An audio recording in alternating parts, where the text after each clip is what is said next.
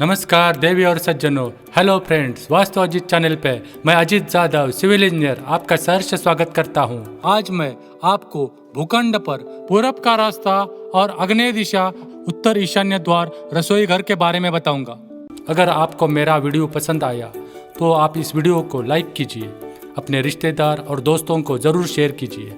अगर आप नए हो मेरे चैनल पे तो मेरे चैनल को सब्सक्राइब कीजिए और जो बेल आइकन है उसे ज़रूर प्रेस कीजिए। इससे आपको मेरे नए वीडियो का नोटिफिकेशन मिलेगा। इस वीडियो को आप अंत तक जरूर देखिए, क्योंकि अंत में मैं आपको अन्नपूर्णा स्तोत्रम का संस्कृत सप्तम स्तोत्र और उसका अर्थ बताऊंगा। चलो प्रभु का नाम लेके शुरू करते हैं। पूरब का रास्ता और आग्नेय दिशा उत्तर ईशान्य द्वार का रसोई घर। ड्राइंग नंबर 1 में दिखने वाला आपका भूखंड यानी प्लॉट आयताकार है। भूखंड को पूरब की ओर एक ही 10 मीटर चौड़ा रास्ता है। दक्षिण की तरफ जाने वाली गाड़ी पक्का डामरी रास्ता दर्शाती है। प्लॉट की लंबाई 22 मीटर और चौड़ाई 20 मीटर है। भूखंड पर मध्य पूर्व, मध्य पश्चिम, मध्य उत्तर और मध्य दक्षिण ये 4 मुख्य दिशाएं लिखी गई है। भूखंड पर ईशान्य, आग्नेय, नैऋत्य और वायव्य ये 4 मुख्य उपदिशाएं लिखी गई है।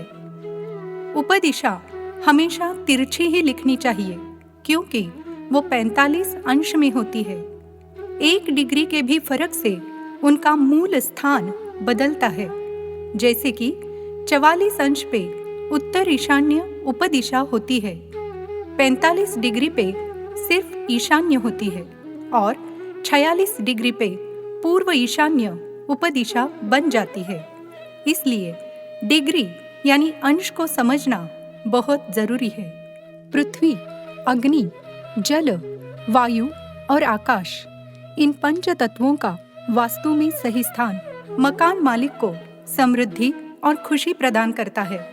इसलिए आर्किटेक्चरल के वास्तुकला के विज्ञान में दिशाएं महत्वपूर्ण भूमिका निभाती है। इस प्लॉट को ईंट और आरसीसी का कंपाउंड बना के बंदिस्त किया गया है। बंदिस्त प्लॉट में ही वास्तु पुरुष का निवास होता है। भूखंड की चारों दिशा में काले रंग का परमानेंट कंपाउंड दिखाया गया है। उसे सिर्फ पूर्व ईशान्य दिशा में एक गेट रखा गया है, जो 3 मीटर चौड़ा और 2 मीटर ऊंचा है।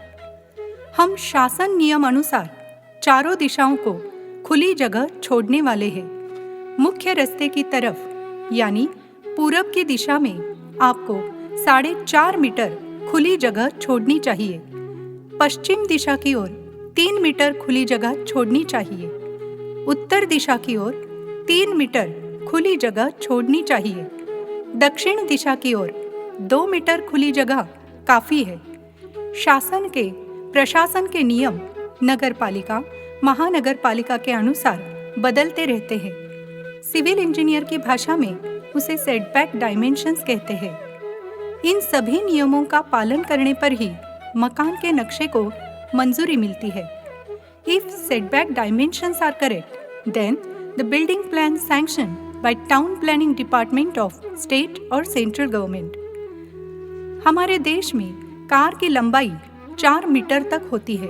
इसलिए रास्ते की ओर कम से कम 4.5 मीटर जगह छोड़नी चाहिए, ताकि हमारा वाहन या कार कंपाउंड में मकान के सामने आराम से पार्क हो सके। अगर मकान में आग लग गई तो फायर फाइटिंग के लोग आकर आग को बुझाते हैं। उनका अग्नि प्रतिबंधित पानी से भरा हुआ टैंकर अंदर आता है और मकान में रहने वाले लोगों की जान माल की रक्षा करता है। इसलिए मकान या बंगलों की चारों दिशाओं को खुली जगह छोड़ना अनिवार्य माना जाता है। पीले कलर में दिखाई देने वाला आपका मकान बंगला 14.5 मीटर लंबा और चौड़ा बनेगा। इसे प्रपोज्ड बंगलो के नाम से दर्शाया गया है। अग्नि में सब हीन तत्व जल जाते हैं, सोना निखर जाता है। इसे ही अग्नि परीक्षा कहते हैं। पंच महाभूतों का अर्क यानी सार अग्नि है। जो अग्नि के मूल तत्व को जानता है, उसके सामने सुख, स्वास्थ्य, ज्ञान और सिद्धि हाथ जोड़कर खड़े होते हैं। जैसे यज्ञ में अग्नि बिना पूर्णत्व सिद्धि नहीं मिलती, वैसे ही किसी भी दिशा के किचन के आग्नेय कोण में किचन कट्टे पर अग्नि की स्थापना किए बिना भवन को पूर्णत्व नहीं मिलता। अग्नि कृपा से उन्नति के द्वार खुलते हैं। बंगले के आग्नेय कोण में 3.65 मीटर लंबा और 4.60 मीटर चौड़ा किचन दिखाई देता है। कामगारों की बिल्डिंग लेबर की भाषा में इस किचन की लंबाई 12 फीट और चौड़ाई 15 फीट है। इस किचन का आय गणित किचन की लंबाई गुणा चौड़ाई विभाजन या बटा अष्ट दिशा, इसकी जो शेष बाकी आती है उसे 9 ग्रह से गुणना पड़ता है। जो भी शेष आता है उसे अष्ट दिशा से गुणने के बाद जो संख्या या नंबर आता है उसे कक्ष का आय कहा जाता है। 3.65 मीटर गुणा 4.60 मीटर बटा 8, इससे जो शेष बाकी आती है उसे 9 ग्रहों से गुणने के बाद इसका आय 7 आता है। 7 अंक यानी गजाय। ड्राइंग नंबर 4 में आग्नेय दिशा में स्थित किचन में पूर्व ईशान्य दिशा में 2 फीट चौड़ी और 4 फीट ऊंची एक खिड़की लगानी चाहिए। पूर्व आग्नेय में 6 फीट चौड़ी और 3 फीट ऊंची एक खिड़की लगानी चाहिए।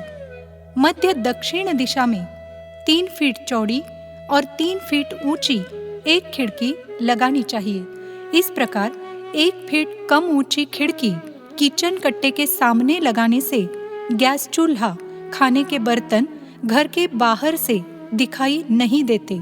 इससे तिरछा वायुविजन यानी क्रॉस वेंटिलेशन होता है। सुबह की रोशनी और सेहतमंद धूप, भरपूर ताजी हवा, फ्रेश एयर इन खिड़कियों से किचन में प्रवेश करनी चाहिए। इससे मन प्रसन्न होके बुद्धि का विकास होगा।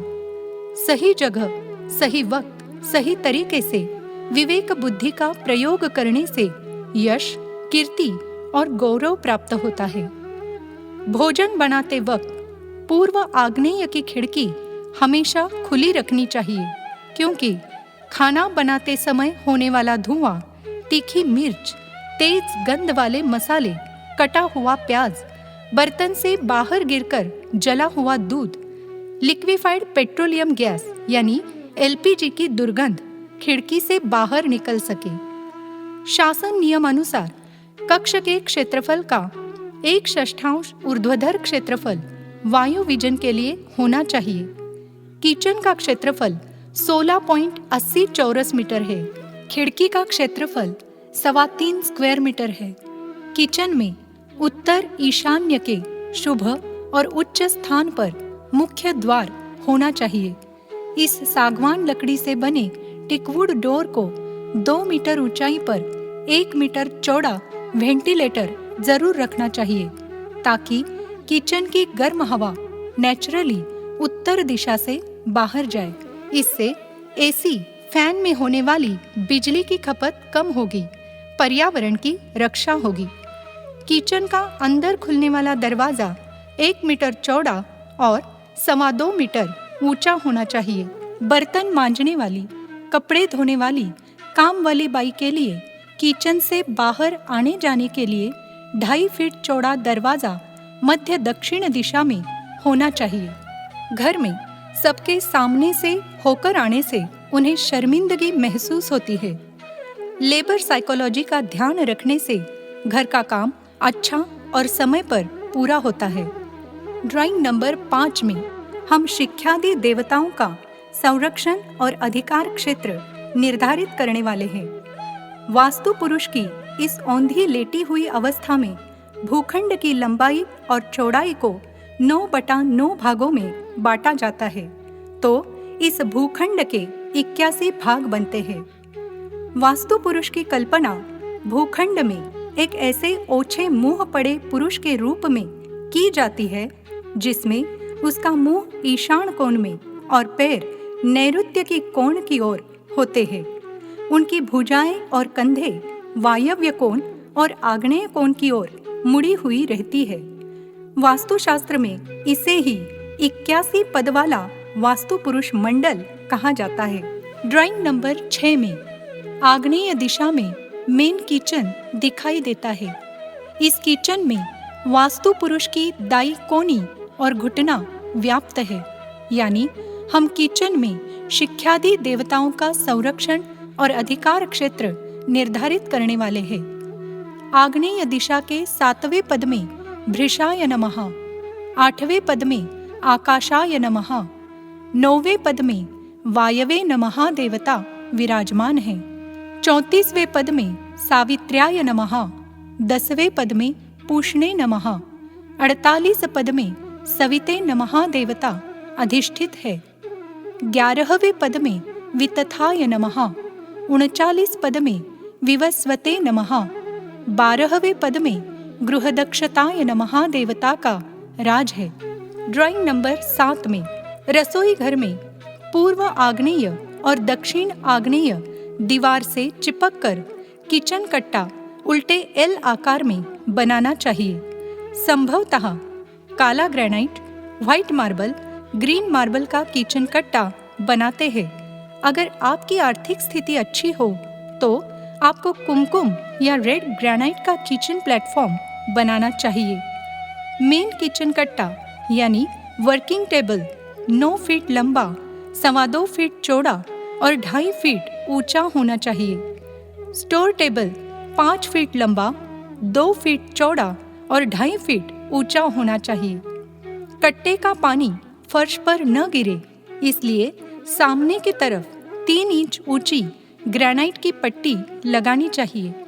वो पट्टी आधा इंच कट्टे के ऊपर होनी चाहिए। उसे ग्राइंडर से अच्छी तरह हाफ राउंड पॉलिश करना चाहिए ताकि खाना बनाने वाले हाथ पत्थर की धार से कट न सके। किचन टेबल के नीचे गैस सिलेंडर, प्लेट, छोटे बर्तन आदि उपयोगी सामान रखने के लिए ड्रॉवर जरूर बनाइए। अग्नि यानी ऊर्जा, ऊर्जा यानी उत्पत्ति, उत्पत्ति यानी तरक्की। इससे आपकी प्रगति, सक्सेस सांप सीढ़ी की खेल की सीढ़ी की तरह 13 अंक से 46 अंक तक जा सकती है। किचन ओटा यानी वर्किंग और स्टोर टेबल हमने लाल रंग में दर्शाया है। ड्राइंग नंबर 8 में रसोई घर में वर्किंग टेबल के ऊपर 2 मेन गैस चूल्हे रखने चाहिए ताकि 2 गृहलक्ष्मी यानी लेडीज पूर्व दिशा की ओर अपना मुंह करके पाक क्रिया कर सके, खाना बना सके। रसोई घर में कभी भूमि पर अग्नि प्रज्वलित नहीं करना चाहिए। इससे अग्नि दूषित होने से धनधान्य हानि, अप्रतिष्ठा और बदनामी हो सकती है। अग्नि को वास्तु में उच्च स्थान प्रदान करने के लिए किचन के आग्नेय कोण में ऊंचाई पर यानी किचन कट्टे पर अग्नि की प्रतिष्ठापना करनी चाहिए। गैस चूल्हे के ऊपर एग्जॉस्ट फैन जरूर लगाना चाहिए। इससे उत्तम आरोग्य, सांपत्तिक स्थिति में सुधार आ सकता है। पारंपरिक और आधुनिक पाक क्रिया बनाने के तंत्रज्ञान का यथार्थ उपयोग करने से खाना उत्तम और सात्विक बनता है। स्वादिष्ट और पौष्टिक भोजन मिलने से आपके चेहरे पर संतुष्टि की चमक आ जाएगी। आपकी कार्य क्षमता, जोश पहले से ज्यादा बढ़ेगा। गैस चूल्हा हमने लाल रंग में दर्शाया है। स्टोर टेबल के ऊपर मिक्सर, ग्राइंडर, रोटी मेकर, फूड प्रोसेसर, ओवन आदि बिजली पर चलने वाले उपकरण रखने चाहिए। सब्जियां काटना, फल का जूस निकालना, रोटी के लिए आटा गूंदना आदि पाक क्रिया की पूर्व तैयारी यानी फर्स्ट प्रिपरेशन करनी चाहिए। आग्नेय कोण की देवी धान्य लक्ष्मी है, इसलिए यहाँ धन धान्य की प्रचुरता रहेगी। पूर्व दीवार की टाइल्स पे ओम अन्नपूर्णा देवतायै नमः ऐसा हल्दी और कुमकुम से लिखना चाहिए। कितने ही मेहमान अचानक आ जाए, अन्नपूर्णा देवी की कृपा से भोजन की कमी नहीं होगी। ओम अन्नपते अन्नस्य नो देह्य नमीवस्य शुष्मिनः प्रप्रदातारं तारिश ऊर्जम नो देहि द्विपदे चतुष्पदे। ऐसा यजुर्वेद के 11वें अध्याय के 83वें श्लोक में वर्णन है। अर्थात भिन्न भोजनों के स्वामी अमृत भोग हमें दीजिए, रोग क्लेश चिंता मिट जाए, ऐसा पुष्टि ओज अन्न दीजिए। स्टोर टेबल के ऊपर एक छोटा गैस चूल्हा रखना चाहिए ताकि एक गृहलक्ष्मी यानी लेडीज दक्षिण दिशा की ओर अपना मुंह करके पाक क्रिया कर सके, खाना बना सके। अतिथि यानी मेहमान जिसकी आने की तिथि यानी तारीख निश्चित न हो, लेकिन वो अगली तिथि को प्रस्थान करे यानी एक ही दिन घर में रहे। संयुक्त और एकल परिवार में मेहमान बिन बुलाए आते हैं और पति पत्नी में दरार पैदा करने की कोशिश करते हैं। उनकी वजह से घर की सुख चैन शांति भंग हो जाती है, खर्चा बढ़ता है, प्राइवेसी डिस्टर्ब हो जाती है। ऐसे एक हफ्ते से ज्यादा वक्त तक घर में डेरा जमाए हुए मेहमानों को आप दक्षिण दिशा की तरफ मुंह करके खाना पका के परोसे। इससे अनचाहा मेहमान अनवांटेड गेस्ट जल्दी ही अपने स्वगृह लौट सकता है। इस प्राचीन नुस्खे को एक बार आजमा के तो देखिए और नीचे कमेंट बॉक्स में अपना अनुभव बताइए, एक्सपीरियंस शेयर कीजिए। गैस चूल्हा हमने लाल रंग में दर्शाया है। ड्राइंग नंबर 9 में रसोई घर में वर्किंग टेबल के ऊपर ईशान्य दिशा में किचन सिंक बनाइए। सिंक के ऊपर पीने का पानी और बोर के पानी ऐसे 2 नल होने चाहिए ताकि गृहलक्ष्मी यानी लेडीज खड़े रहकर ही पूर्व दिशा की ओर अपना मुंह करके छोटे बर्तन, चाय की प्याली, चम्मच, तरकारी, दाल चावल आदि चीजें धो सके और साफ सुथरे बर्तन का इस्तेमाल खाना बनाते वक्त कर सके। पीने का पानी भोजन बनाते समय इस्तेमाल कर सके। वर्किंग टेबल और दरवाजे के बीच में ईशान्य दिशा में तांबे का पानी बर्तन यानी कॉपर वाटर प्यूरिफायर रखना चाहिए।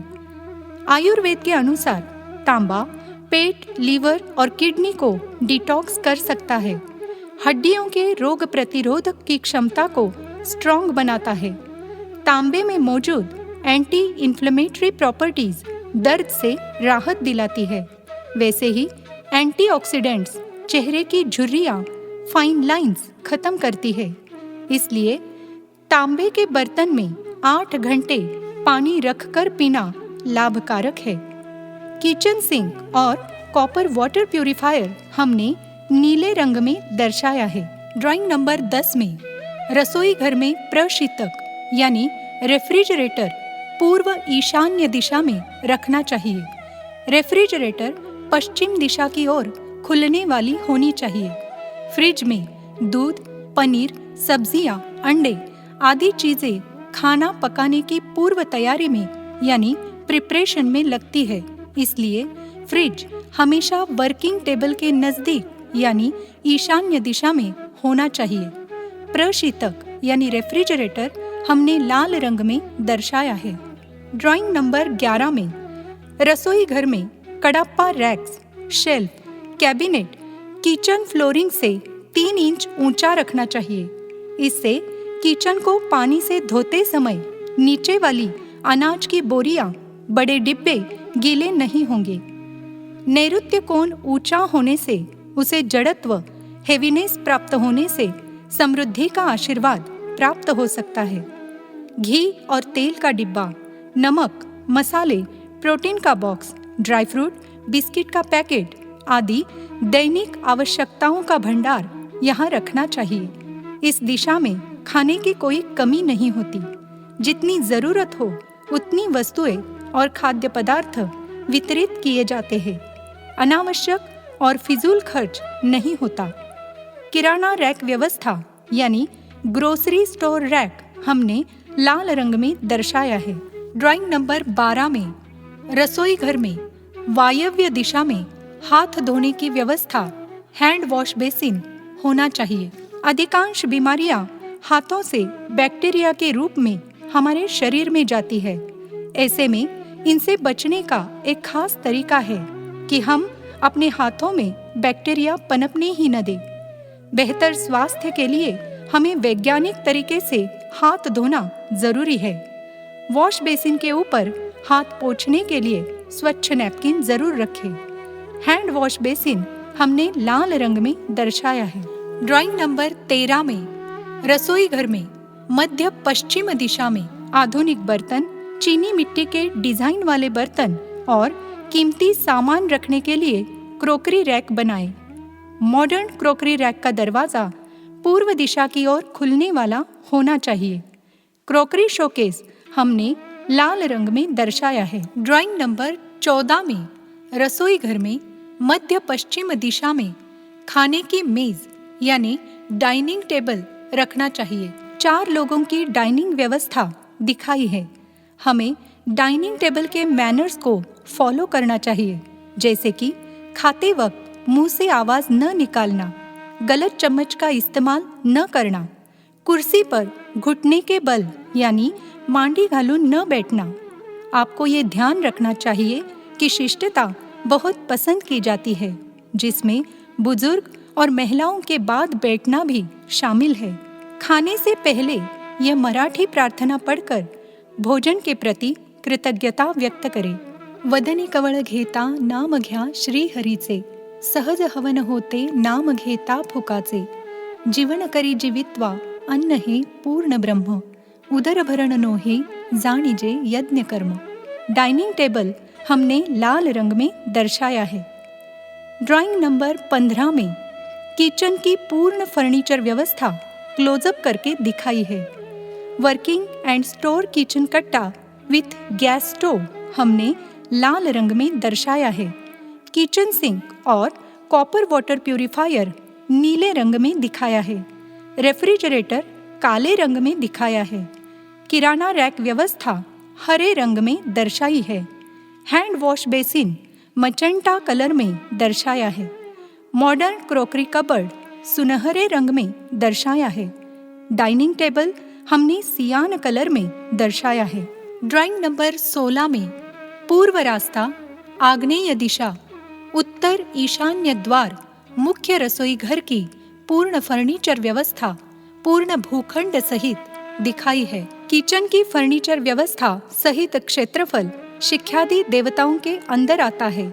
वहाँ उनका कार्य क्षेत्र अधिकार क्षेत्र है। शिक्षादि, चरक्यादि, दश दिक्पाल, ब्रह्मसूत्र और सोमसूत्र देवता अपने अधिकार क्षेत्र में शक्तिशाली, बलशाली होते हैं। इसलिए भारतीय वास्तुशास्त्र और ज्योतिष शास्त्र के अनुसार घर, बंगला ऐसा बनाओ कि रसोई घर यानी किचन को वास्तु और भवन के बीच उसका सम्मानजनक स्थान प्राप्त हो। उन्हें उनका निर्धारित क्षेत्रफल एरिया मिले। सभी फर्नीचर, वस्तु, सामान अपने साइज, शेप और वेट में निर्धारित स्थान पर हो। यहाँ नाप यानी मेजरमेंट का बहुत ही बड़ा महत्व है। अब सुनिए अन्नपूर्णा स्तोत्रम का संस्कृत सप्तम स्तोत्र। आदि क्षांति समस्त वर्णन करी, शंभो स्त्री भावा करी, काश्मी रात्रि जलेश्वरी, त्रिनयनी नित्यांकुरा शर्वरी, कामाकांक्ष करी, जनोदय करी, काशीपुराधीश्वरी, भिक्षाम देहि कृपावलंबन करी, मातान्नपूर्णेश्वरी। अर्थात हे अन्नपूर्णा माते, अ से क्ष तक सभी शब्दों में आपकी शक्ति है। आप कल्याणकारी शक्ति है। आप में प्रेम भाव, आत्मीयता और एकता ऐसी 3 भावनाएं हैं। आपके एक शरीर में स्थूल, सूक्ष्म और लिंग ऐसे 3 शरीर है। आपकी आँखों में पोषक, शोधक और स्निग्धक ऐसे 3 भाव हैं। आपकी भावनाएं सदैव अंकुरित होती है। आप सभी से प्यार करती हो, भक्तों की कामनाएं पूरी करती हो। आप काशी नगरी में रहती हो।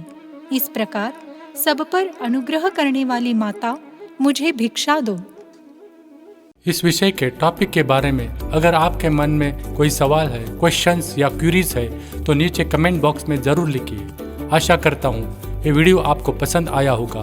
तब तक के लिए प्रभु की कृपा से खुश रहिए, सिद्धि, समृद्धि और सफलता पाइए।